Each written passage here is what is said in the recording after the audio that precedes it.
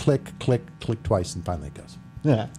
All right, so here we go. Conversation brought to you by Marcus & Mack, a law firm representing injured people. First Commonwealth Bank, ICCAP, they've been together for a long time because First Commonwealth Bank always promotes various great causes. ICCAP is one of them, and the St. Patty's Open this year, Dave. Yeah, it's a really nice combination, and I happen to be on the board of ICCAP. I've been on the board for a number of years now. A very worthwhile organization, probably most known here in the community for our food pantry and our homeless shelter. Mm-hmm. And, being with First Commonwealth now, the St. Patty's Day Open had kind of disappeared for a year for lack of volunteers and some organizational challenges that the folks at ICCAP just couldn't handle with their day-to-day duties. So very happy to bring this partnership together this year.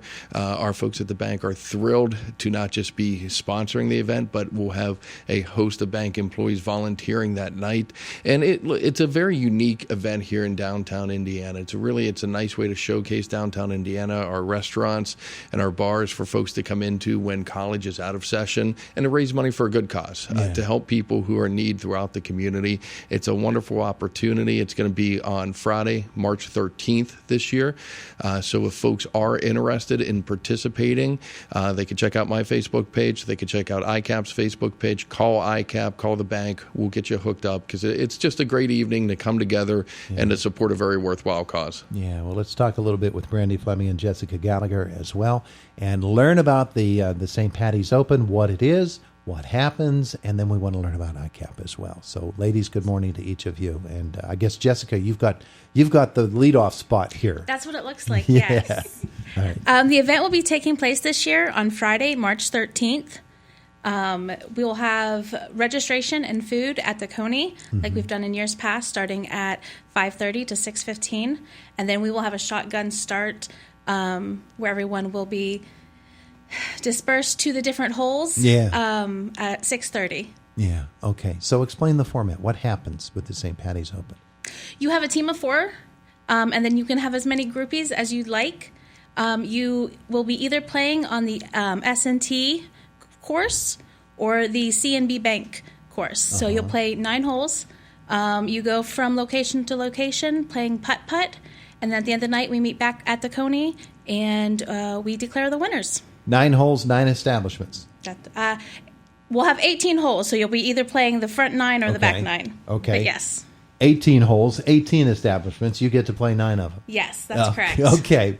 Well, that's cool. And 4-member teams. And I think, people might say, well, teams, we don't have a team. Well, make a team, right? Get your friends together, get your coworkers together, get your enemies together. It's a great night. I mean, come on. They're going to be holding clubs, so maybe not the enemies. Maybe we'll hold off on the enemies. Okay, all right. But anybody can form a team. Anybody can form a team. Sure. Registration form is on the ICAP Facebook page. Okay, very, very good. Brandi, let's talk with you a little bit as well about why this is so important to ICAP and what ICAP does for folks. This event is really important for ICAP because, as we know when we spoke with you about 2 years ago, that Pathway Homeless Shelter has lost a lot of its operational funding. So this is an event that picks up the loss that we received to cover any expenses that other funding sources can't pick up. So all the benefits going directly to the homeless shelter for operational costs. It's really great booster for the budget. Yeah, absolutely. And we need these sorts of efforts to keep ICAP doing what ICAP does because you help so many people. Absolutely. The Pathway Homeless Shelter has been open since 1991, and we serve over 150 individuals each year, 400 referrals each year. There are a lot of people in need, and ICAP Pathway Homeless Shelter is the one place that we serve women, children, individuals. It doesn't have to be a family, anybody in need. Yeah, and we just did the point-in-time survey with Human Services, and it might be hard to find the folks who are in that category of in that sort of need, but just the number of people who use Pathway gives you an idea that the need does exist here in Indiana County. Absolutely. Yeah. ICAP, of course, is a great organization, which, for folks who don't know, ICAP is Indiana County Community Action Program, and this is just one of the many things that ICAP does.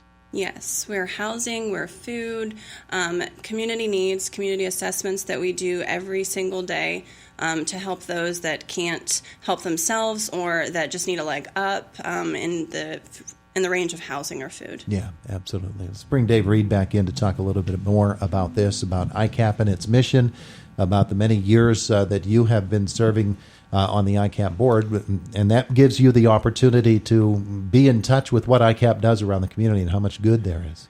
Yeah, I think a lot of folks don't understand the impact that ICCAP has on a daily basis. We always think of the food pantry, but the homeless shelter, we don't live in a big city, so folks don't see homelessness maybe as much as you would in an urban environment, but it exists in rural Pennsylvania just as much. And, thank goodness for an organization like ICCAP. We don't have to have folks sleeping on park benches or on the streets.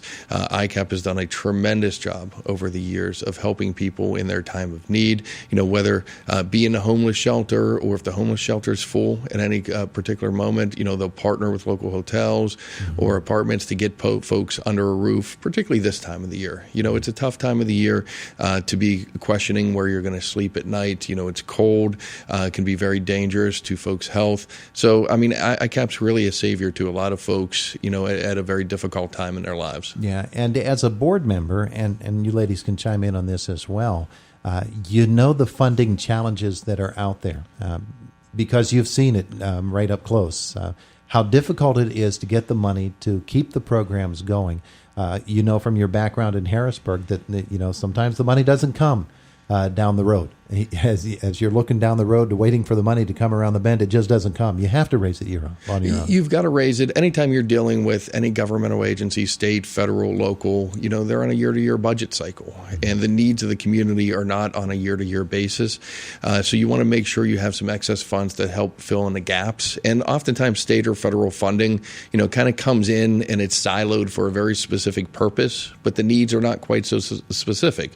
So fundraisers like this help us really fill in the gaps at the homeless shelter or other fundraisers for the food pantry, to make sure nobody slips away and doesn't get the help that they need. Okay, so Jessica, come on back in here. We want to learn more about getting yourself registered. And if somebody can't take part, they can still be a part of the effort, right? Yes, we also have tea sponsorships available.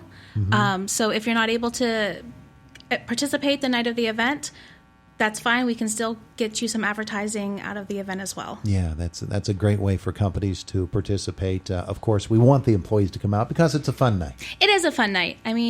Everybody who's ever played, the volunteers have always just, at the end of the night, had a good time. And, you're with your friends, you have a drink, it's a good night. Yeah, so you go to each of the establishments, you swing your sticks a little bit, you play a little bit of golf, and then you gather back at the Coney? At the end of the night, around 10 o'clock, we'll gather back at the Coney to announce the winners off of the S&T course and the C&B course, and then we will announce the overall winner, whoever had the best score of the night. Oh, you're not going to play it off, are you? If it's a tie, we'll have a tiebreaker. Oh, there you will. Just one hole. Just one hole. One hole is all you need. You get one shot. There you go. That's a good plan. Okay, so again, for people who want to get together a team and take part in the St. Patty's Open, the date and the time and all the information. The date of the event is March 13th. Registration and food will be available at the Coney starting at 5:30 to 6:15. We'll have a shotgun start at 6:30 to go to the other holes. And registration deadline for the teams is March 6th. So get in early so that we can get you prepared. There you go. We gave her the hard work, She had to come up with all that information off the top of her head. Jessica Gallagher, Brandi Fleming, Dave Reed, thanks all for coming in to visit with us today. Thank you so much. We appreciate it. It is the voice of Indiana County, WCCS, AM 1160 and 101.1 FM.